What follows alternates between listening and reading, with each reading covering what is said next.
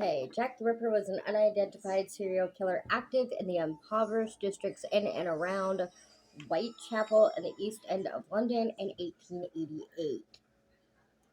In both criminal case files and the contemporary journalistic accounts,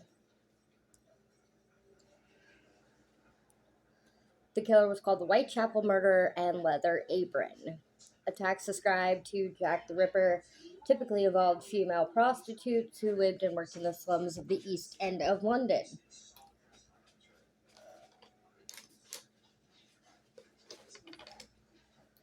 Their throats were cut prior to abdominal mutilations. The removal of internal organs from at least three of the victims led to proposals that their killer had some anatomical or surgical knowledge. Rumors Rumors that the murders were connected intensified in September and October of 1888, and numerous letters were received by media outlets in Scotland Yard from individuals purporting to be the murderer. The name Jack the Ripper originated in a letter written by an individual claiming to be the murderer that was disseminated in the media. The letter is widely believed to have been a hoax and may have been written by journalists to heighten interest in the story and increase the newspaper's circulation. The From Hell letter, received by George Lusk of the Whitechapel Vigilance Committee, came with half of a preserved human kidney purportedly taken from one of the victims. The public came increasingly to believe in a single serial killer known as Jack the Ripper, mainly because of both the extraordinary brutal nature of the murders and media coverage of the crimes. Extensive newspaper coverage bestowed widespread and enduring international notoriety on the Ripper, and the legend solidified. A police investigation into a series of 11 brutal murders committed in Whitechapel and Spitalfields between 1888 and 1891 was unable to connect all the killings conclusively to the murders of the 1888 five. To the murders of 1888, the five victims, Marianne Nichols, Anne Chapman, Elizabeth Stride, Catherine Edidows, and Mary Jane Kelly, are known as the Canonical Five, and their murders between August 31st and November 9th, 1888, are often considered the most likely to be linked. The murders were never solved, and the legends surrounding these crimes became a combination of historical research, folklore, and pseudo-history, capturing public imagination to the present day. The large number of attacks against women in the East End during this time adds uncertainty to how many victims were murdered by the same individual. 11 separate murders, stretching from April 3rd, 1888 to February 13th, 1891, were included in a London Metropolitan Police Service investigation and were known collectively in the police docket as the Whitechapel murders. Opinions vary as to whether these murders should be linked to the same culprit, but 5 of the 11 Whitechapel murders, known as the Canonical Five, are widely believed to be the work of the Ripper. Most experts point to deep slash wounds to the throat, followed by extensive abdominal and genital area mutilations as the distinctive features of the Ripper's modus operandi. The first two cases in the Whitechapel murders file, those of Emma Elizabeth Smith and Martha Tabram, are not included in the Canonical Five. Smith was robbed and sexually assaulted in Osborne Street, Whitechapel at approximately 1:30 a.m. on April 3rd, 1888. She had been bludgeoned about the face and received a cut to her ear. A blunt object was also inserted into her vagina, rupturing her peritoneum. She developed peritonitis and died the following day at London Hospital. Smith stated that she had been attacked by 2 or 3 men, one of whom she described as a teenager. The attack was linked to was linked to the later murders by the press, but most authors attribute Smith's murder to the general East End gang violence unrelated to the Ripper case.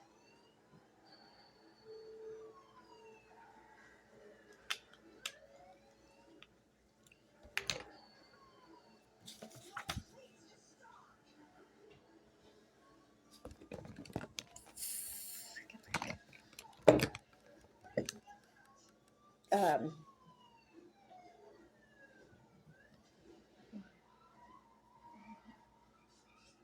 Tabram was murdered on a staircase landing in George Yard, Whitechapel, on August 7th, 1888.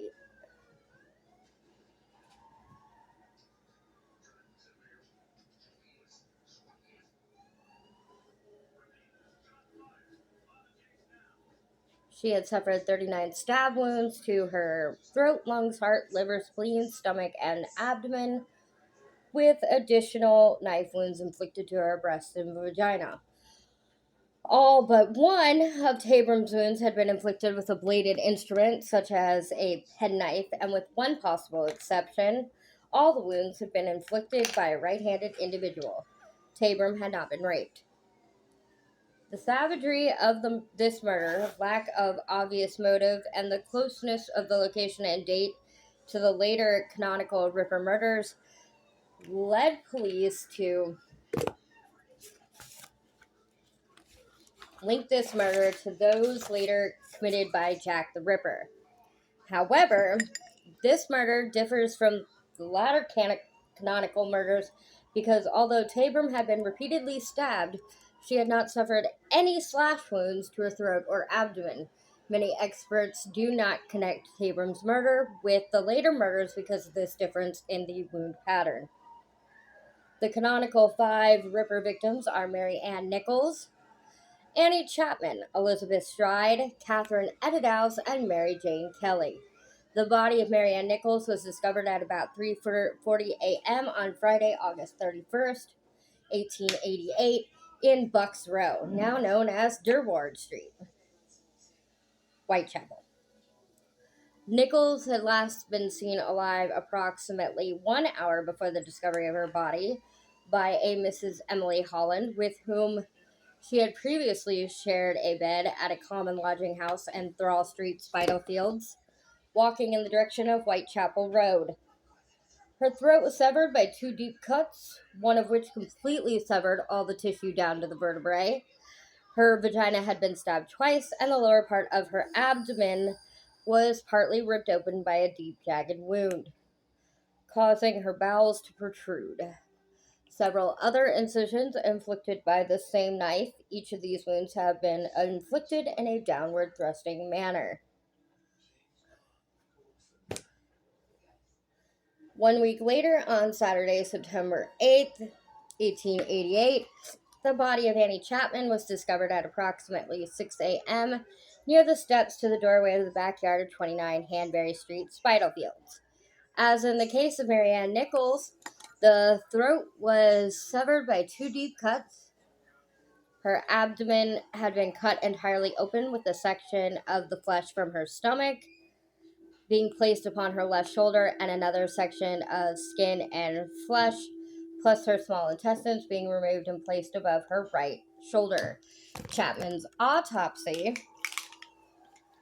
also revealed...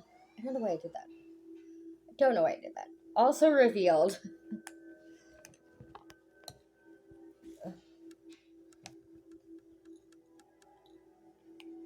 that her uterus and sections of her bladder and vagina had been removed. Okay, we'll be right back in a minute. At the inquest into Chapman's murder, Elizabeth Long described having seen Chapman standing outside 29 Hanbury Street at about 5:30 a.m. in the company of a dark-haired man wearing a brown deerstalker hat and dark overcoat and of a shabby, genteel appearance. According to this eyewitness, the man had asked Chapman the question, "Will you?" to which Chapman had replied, "Yes." I couldn't find anything more than that about what he was asking if she would do, but I don't know. I couldn't get any more information on that. Sorry. Elizabeth Stride and Catherine Edidows were both killed in the early morning hours of Sunday, September 30th, 1888. Stride's body was discovered at approximately 1 a.m. in Dutfield's Yard off Burner Street, now Enriquez Road, in Whitechapel. The cause of death was a single clear-cut incision measuring 6 inches across her neck. Oh no.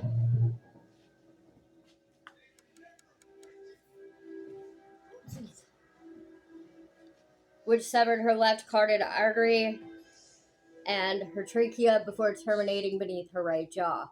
The absence of any further mutilations to her body has led to uncertainty as to whether Stride's murder was committed by the Ripper or whether he was interrupted during the attack. Several witnesses later informed police they had seen Stride in the company of a man in or close to Burner Street on the evening of September 29th and in the early hours of September 30th, but each gave differing descriptions. Some said that her companion was fair, others dark. I'm not sure if by dark if they mean like African American or if they mean like Italian. It just says dark, so I can't give you any more information about that. Some said that he was shabbily dressed, others well dressed. Edidow's body was found in a corner of Mitre Square in the city of London, 3/4 of an hour after the discovery of the body of Elizabeth Stride. That's like intense. That's a lot of killing in like a 24-hour span, in my opinion. And the fact that he or she, because there was speculation at one point that Jack the Ripper could be female. That's a lot to like commit and get away with in a short amount of time.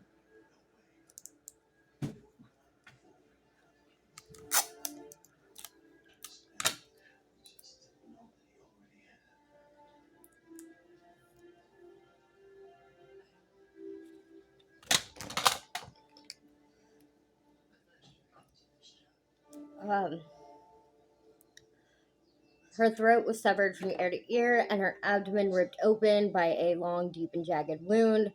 Before her intestines. Let me do this real quick.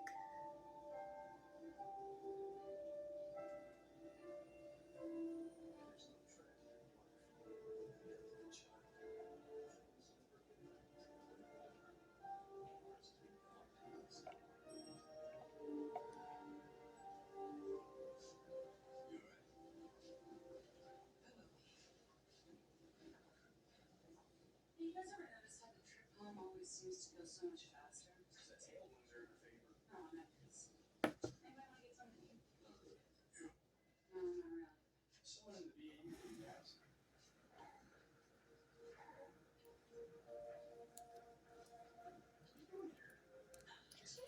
Okay, so before her intestines had been placed over her right shoulder, with a section of intestine being completely detached and placed between her body and left arm. Edidow's body was found in a corner of Mitre Square. Sorry. The left kidney and major part of Edidow's uterus had been removed.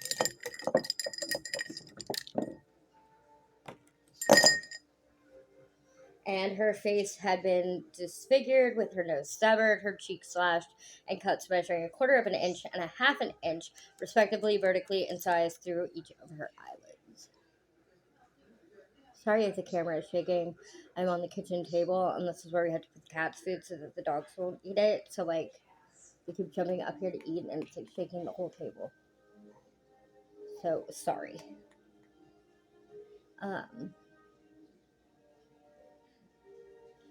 A triangular incision, the apex of which pointed towards Edidow's eye, had also been carved upon each of her cheeks in a section of the auricle. I'm not a doctor, I'm not sure. I guarantee you I'm probably not pronouncing that correctly. and lobe of her right ear was later recovered from her clothing. The police surgeon who conducted the post-mortem upon Edidow's body stated his opinion these mutilations would have taken at least 5 minutes to complete.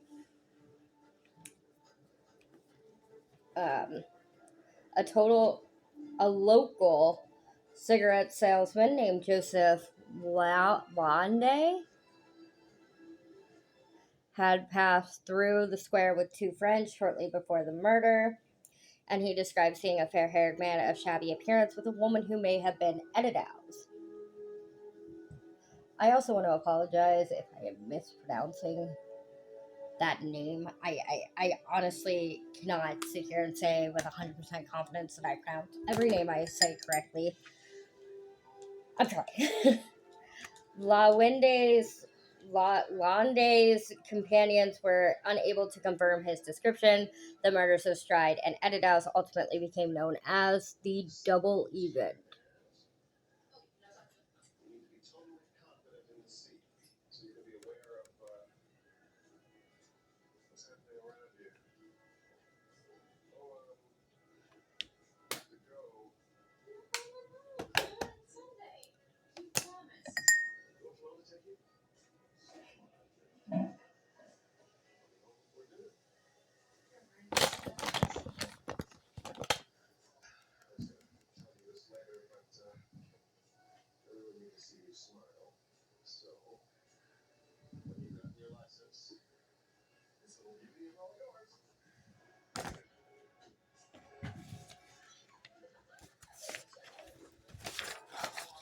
A section of Edidow's bloodied apron was found at the entrance to a tenement in Goulston Street, Whitechapel at 2:55 a.m.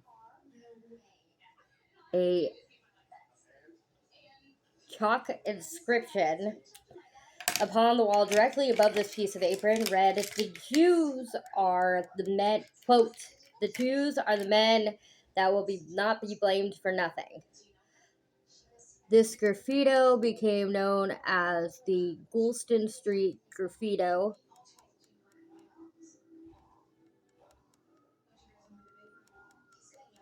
Sorry, it's so hard to do this and talk at the same time. The message appeared to imply that a Jew or Jews in general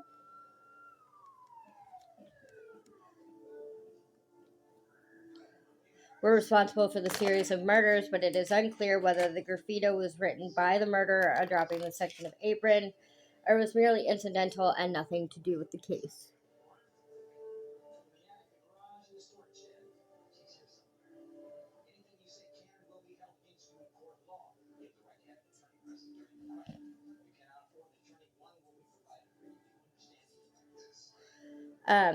Or was merely incidental and nothing to do with the case.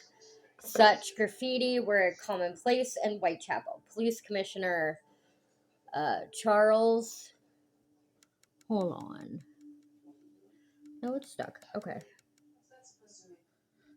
Police Commissioner Charles Warren feared that the graffito might spark anti-Semitic riots and ordered the writing washed away before dawn. The extensively mutilated and disemboweled body of Mary Jane Kelly was discovered lying on the bed in the single room where she lived at 13 Miller's Court off Dorset Street, Spitalfields, at 10:45 a.m. on Friday, November 9th, 1888. Her uterus, kidneys, and one breast had been placed beneath her head, and other viscera from her body placed beside her foot, about the bed, and sections of her abdomen and thighs upon a bedside table. The heart was missing from the crime scene. Multiple ashes found within the fireplace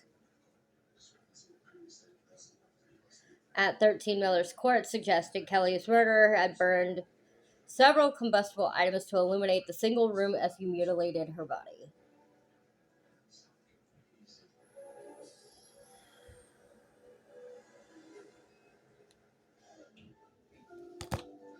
A recent fire had been severe enough to melt the solder between a kettle and its sprout, which had fallen into the grate of the fireplace.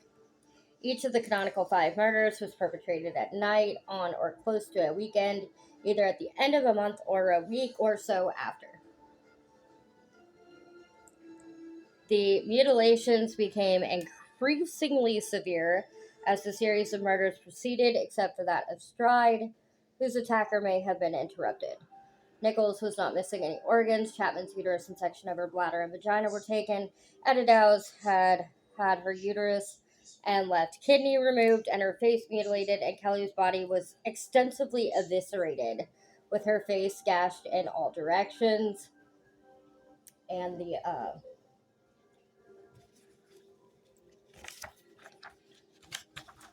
tissue of her neck being severed to the bone, although the heart was the sole body organ missing from this crime scene. Historically, the belief these five canonical murders were committed by the same perpetrator is derived from contemporary documents which link them together to the exclusion of others. In 1894, Sir Melville McNaughton, Assistant Chief Constable of the Metropolitan Police Service, and head of the Criminal Investigation Department, CID, wrote a report that stated the Whitechapel murder had 5 victims and 5 victims only. Similarly, the canonical 5 victims were linked together in a letter written by police surgeon Thomas Bond to Robert Anderson, head of the London CID, on November 10, 1888. Some researchers have posited that some of the murders were undoubtedly the work of a single killer, but an unknown larger number of killers acting independently were responsible for the other crimes.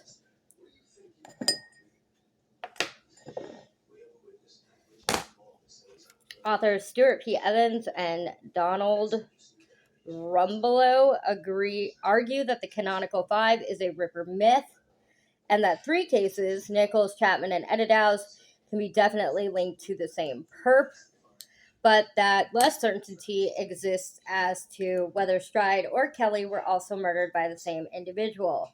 Conversely, others suppose that the 6 murders between Tabram and Kelly were the work of a single killer. Dr. Percy Clark, assistant to the examining pathologist George Baxter Phillips, linked only 3 of the murders, and thought that the others were perpetrated by weak-minded individuals induced to emulate the crime. McNaughton did not join the police force until the year after the murders, and his memorandum contains serious factual errors about possible suspects. We'll be right back. I'm going to go change. Kelly is generally considered to be the Ripper's final victim, and it's assumed that the crimes ended because of the culprit's death, imprisonment, institutionalization, or immigration. The Whitechapel murders file details the Whitechapel murders file details another 4 murders that occurred after the canonical 5. Those of Rose Mylett, Alice Mackenzie, the Pinchin Street torso, and Frances Coles. The strangled body of 26-year-old Rose Mylett was found in Clark's Yard, High Street, Poplar, on December 20th, 1888. There was no sign of a struggle, and the police believed that she had either accidentally hanged herself with her collar while in a drunken stupor or committed suicide. However, faint markings left by a cord on one side of her neck suggested Mylett had been strangled. At the inquest into Mylett's death, the jury returned a verdict of murder. Alice Mackenzie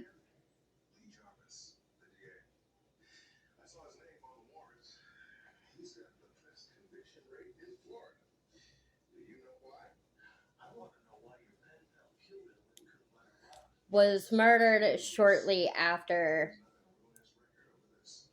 Oh, I effed that all up. Shortly after midnight on July 17th, 1889, in Castle Alley, Whitechapel. She had suffered 2 stab wounds to her neck, and her left carotid artery had been severed. Several minor bruises and cuts were found on her body, which also bore a 7-inch long superficial wound extending from her left breast to her navel. One of the examining pathologists, Thomas Bond, believed this to be a Ripper murder, though his colleague George Baxter Phillips, who had examined the bodies of 3 previous victims, disagreed. Opinions among writers are also divided between those who suspect Mackenzie's murderer copied the modus operandi of Jack the Ripper to deflect suspicion from himself, and those who ascribe this murder to Jack the Ripper. The Pinchin Street torso was a decomposing headless and legless torso of an unidentified woman aged between 30 and 40, discovered beneath a railway arch in Pinchin Street, Whitechapel on September 10th, 1889. Bruising about the victim's back, hip, and arm indicated the decedent had been extensively beaten shortly before her death. The victim's abdomen was also extensively mutilated, although her genitals had not been wounded. She appeared to have been killed approximately 1 day prior to the discovery of her torso. The dismembered sections of the body are believed to have been transported to the railway arch, hidden under an old camas. At 2:15 a.m. on February 13, 1891, P.C. Ernest Thomas discovered a prostitute named Frances Coles, 25, lying beneath the railway arch at Swallow Gardens, Whitechapel. Her throat had been deeply cut, but her body was not mutilated, leading some to believe Thompson had disturbed her assailant. Coles was still alive, although she died before medical help could arrive. A stoker, James Thomas Sadler, 53, had earlier been seen drinking with Coles, and the two are known to have argued approximately 3 hours before her death. Sadler was arrested by the police and charged with her murder.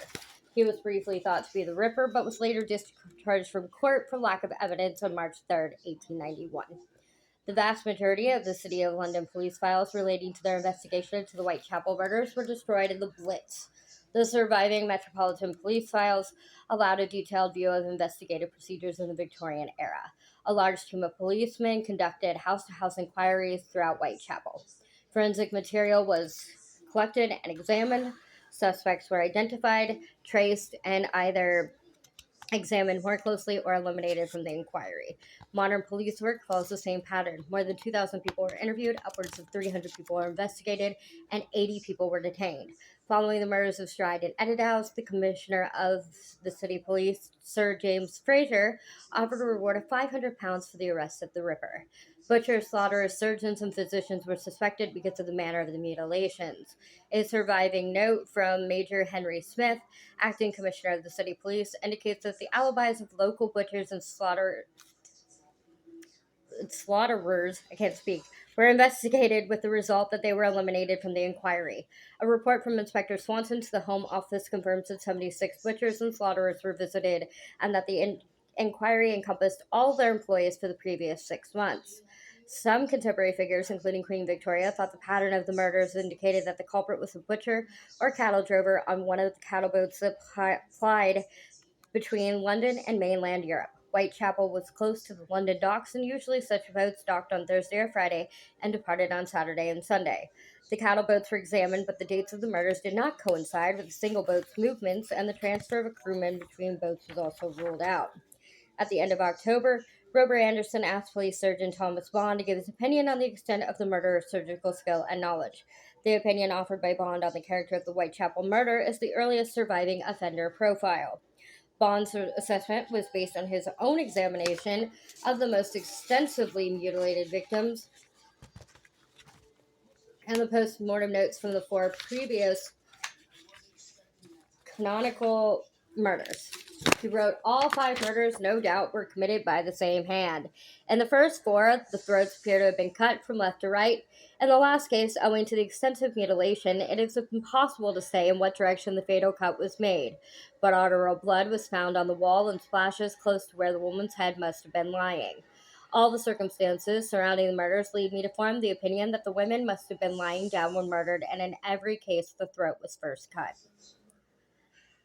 There is no evidence the perp engaged in sexual activity with any of the victims, yet psychologists suppose that the penetration of the victims with a knife and leaving them on display in sexually degrading positions with wounds exposed indicates that the perp derives sexual pleasure from the attacks. The view is challenged by others who dismiss such hypotheses as a supportable supposition. In addition, the contradictions and unreliability of contemporary accounts, attempts to identify the murder, are hampered by the lack of any surviving forensic evidence. DNA analysis on extant letters is inconclusive. The available material has been handled many times and is too contaminated to provide meaningful results. There have been mutually incompatible claims that DNA evidence points conclusively to two different suspects, and the methodology of both has also been criticized. The concentration of the killings around weekends and public holidays and within a short distance of each other has indicated to many that the Ripper was in regular employment and lived locally. Others have opined that the killer was an educated upperclassman, possibly a doctor or an aristocrat who ventured into Whitechapel from a more well-to-do area. Such theories draw on cultural perceptions such as fear of the medical profession, a mistrust of modern science, or the exploitation of the poor by the rich. The term Ripperology was coined to describe the study and analysis of the Ripper case in an effort to determine his identity, and the murders have inspired numerous works of fiction. Suspects proposed years after the murder include virtually anyone remotely connected to the case by contemporary documents, as well as many famous names who were never considered in the police investigation, including a member of the British royal family, an artist, and a physician. Everyone alive at the time is now long dead, and modern authors are free to accuse anyone without any need for any supporting historical evidence. Suspects named in contemporary police documents include three in Sir Melville Macnaghten's 1894 memorandum, but the evidence against each of these individuals is, at best, circumstantial. There are many varied theories about the actual identity and profession of Jack the Ripper, including that he or she may be female. But authorities are not agreed upon any of them, and the number of named suspects reaches over 100. Despite continued interest in the case, the Ripper's identity remains unknown. Over the course of the Whitechapel murders, the police, newspapers, and other individuals received hundreds of letters regarding the case. Some letters were well-intentioned, offers of advice as to how to catch the killer, but the vast majority were either hoaxes or generally useless. Hundreds of letters claim to have been written by the killer himself, and three of these in particular are prominent: the Dear Boss letter, the Saucy Jackie postcard, and the From Hell letter. The Dear Boss letter, dated September 25th and postmarked September 27th, 1888, was received that day by the Central News Agency and was forwarded to Scotland Yard on September 29th. Initially, it was considered a hoax, but when Edidows was found 3 days after the letter's postmark with a section of one ear obliquely cut from her body, the promise of the author to clip the lady's ears off gained attention. Edidows' ear appears to have been nicked by the killer incidentally during his attack, and the letter writer's threat to send the ears to the police was never carried out. The name Jack the Ripper was first used in this letter by the signatory and gained worldwide notoriety after its publication. Most of the letters that followed copied this letter's tone, with some authors adopting pseudonyms such as George of the High Rip Gang and Jack Sheridan the Ripper. Some sources claim that another letter dated September 17, 1888, was the first to use the name Jack the Ripper, but most experts believe this was a fake inserted into police records in the 20th century. The Saucy Jackie postcard was postmarked October 1st, 1888, and was received the same day by the Central News Agency. The handwriting was similar to the Dear Boss letter and mentioned the canonical murders committed on September 30th, which the author refers to by writing double event this time. It has been argued that the postcard was posted before the murders were publicized, making it unlikely that a crank would hold such knowledge of the crime. However, it was postmarked more than 24 hours after the killings occurred, long after details of the murder were known and publicized by journalists, and had become general community gossip by the residents of Whitechapel. The From Hell letter was received by George Lusk, leader of the Whitechapel Vigilance Committee, on October 16, 1888. The handwriting and style is unlike that of the Dear Boss letter and Saucy Jackie postcard. The letter came with a small box in which Lusk discovered half of a human kidney preserved in spirits of wine, ethanol. Edidel's left kidney had been removed by the killer. The writer claimed that he fried and ate the missing kidney half. There is disagreement over the kidney. Some contend that it belonged to Edidel's, while others argue that it was a macabre practical joke. The kidney was examined by Dr. Thomas Openshaw of the London Hospital, who determined that it was human and from the left side, but contrary to false newspaper reports, he could not determine any other biological characteristics. Openshaw subsequently also received a letter signed Jack the Ripper. Scotland Yard published the facsimiles of the Dear Boss letter and the postcard on October 3rd, and the ultimately vain hope that a member of the public would recognize the handwriting. Charles Warren explained in a letter to Godfrey Lushington, permanent Undersecretary of State for the Home Department, "I think the whole thing is a hoax, but of course we are bound to try and ascertain the writer in any case."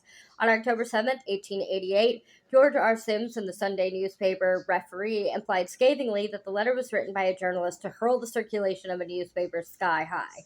Police officials later claimed to have identified a specific journalist as the author of both the Dear Boss letter and postcard. The journalist was identified as Tom Bullen in a letter from Chief Inspector John Littlechild to George R. Simmons, dated September 23, 1913. A journalist named Fred Best reportedly confessed in 1931 that he and a colleague at the Star had written the letter signed Jack the Ripper to heighten interest in the murders and keep the business alive. In the immediate aftermath of the murders and later, Jack the Ripper became the children's boogeyman. Depictions were often phantasmic or monstrous. In the 1920s and 1930s, he was depicted in film, dressed in everyday clothes as a man with a hidden secret, preying on his unsuspecting victims. Atmosphere and evil were suggested through lighting effects and shadow play. By the 1960s, the Ripper had become the symbol of the predatory aristocracy and was more often portrayed in a top hat dressed as a gentleman. The establishment as a whole became the villain, with the Ripper acting as a manifestation of upper class exploitation. The image of the Ripper merged with or borrowed symbols from horror stories such as Dracula's Cloak or Victor Frankenstein's Organ Harvest. The fictional world of the Ripper can fuse with multiple genres, ranging from Sherlock Holmes to Japanese erotic horror. There is no waxwork figure of Jack the Ripper at Madame Tussauds Chamber of Horrors, unlike numerous murderers of lesser fame, in accordance with their policy of not modeling persons whose likeness is unknown. He is instead depicted as a shadow. That was today's segment on Jack the Ripper. I hope you all enjoyed it. Be sure to be here next Monday. I have no idea what we're doing because I had to reboot my computer, so I have no list anymore, so I got to figure out what I've already done and what I can do. And be here tomorrow for a makeup look around the color brown. As always, please be cautiously kind to others. Don't do anything I wouldn't do, but do what's right. But do what's best for you and make good choices. Have a wonderful day, guys. I'll see you later. Bye-bye.